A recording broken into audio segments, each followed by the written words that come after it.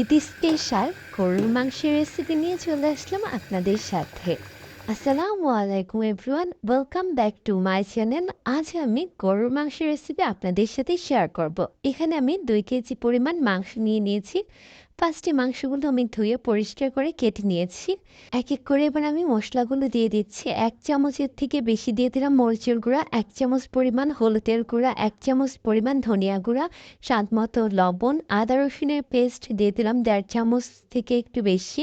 এখানে 3-4টা দিয়ে দিলাম শুকনা মরিচ, দিয়ে দিলাম এক এক করে আস্ত দারচিনি, এলাচ, লবঙ্গ 3-4টা করে দিয়েছি, আর 3টা আস্ত তেজপাতা দিয়েছি।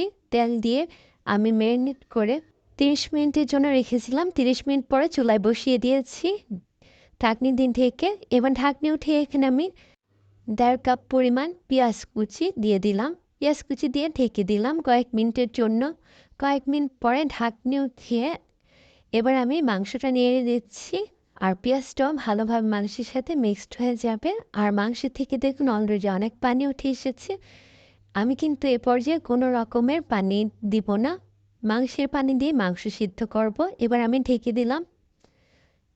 বারবার ঢাকনি উঠিয়ে মাংসটা নেড়ে চেড়ে দিতে হবে যাতে নিচে পোড়া না লাগে, খেয়াল রাখতে হবে।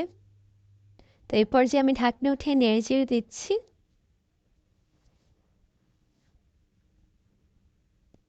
আবার আমি কয়েক মিনিটের জন্য ঢেকে দিলাম। কয়েক মিনিট পরে আমি ঢাকনি উঠিয়ে মাংসটা অনেকটাই সিদ্ধ হয়ে এসেছে। এই পর্যায়ে আমি আলু দিয়ে দিলাম।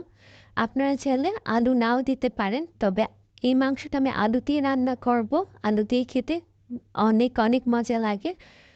তা আপনারা চাইলে আলু ছাড়াও রান্না করতে পারেন। তো আলু দিয়ে আমি ঢেকে দিলাম।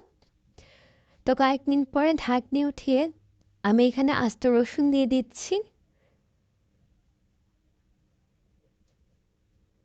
রসুন দিয়ে আমি আবার নেড়ে চেড়ে দিচ্ছি।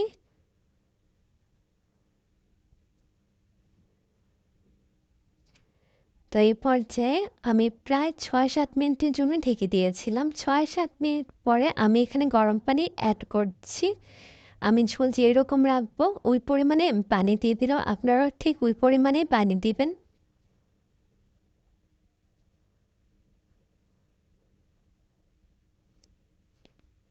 এই পর্যায়ে আমি নেড়ে ছেড়ে আবার ঢেকে দিব।